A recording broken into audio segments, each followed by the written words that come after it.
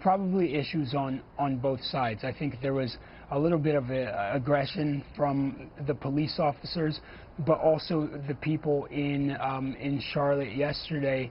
I think there were a lot of young people out there, and maybe, I don't know, it could have been lack of leadership, who knows, but just the community not really coming together and organizing that protest. I think it were just individuals that came out and all decided, well, here's how I want to lash out my anger as an individual.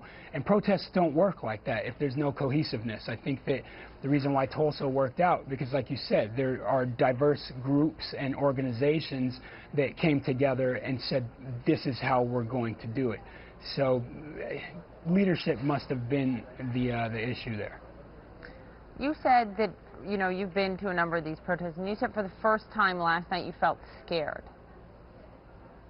Yeah, definitely. I think, again, from both sides. I wasn't sure what to expect from the riot police because I did see a number of peaceful protesters that were pepper sprayed or maced, a number of them that were arrested just from trying to keep the peace, you know, as the police officers would march forward as they wanted more of the blocks that we were standing on.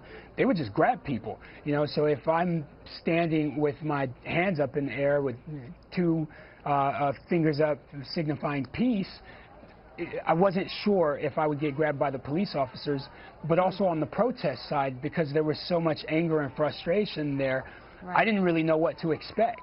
So,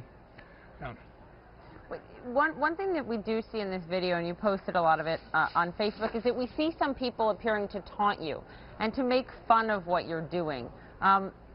What were they saying? Why were they saying that? I mean, you've been doing this for some time. You've even gone to political rallies, Donald Trump rallies, doing this. What do you make of the people that were taunting you for this? Again, I think they were young. I think they don't really understand the message of unity. They looked at the police officers, even the police officers that were there, as the enemy. And what I was trying to help them understand was that these individual police officers that are standing here are not the reason why the protest is even taking place. These men did not shoot anyone, and these kids felt that just based on the uniforms that they wear, that makes them all guilty by association. And what I was trying to explain to them is, you know, to generalize or categorize police officers that way, that would be like someone saying, well, this black man did this, so therefore every black man is now a criminal, every black man is guilty. And it's not right, you know, and some people may say, yeah, but that's their profession, they're supposed to protect and serve.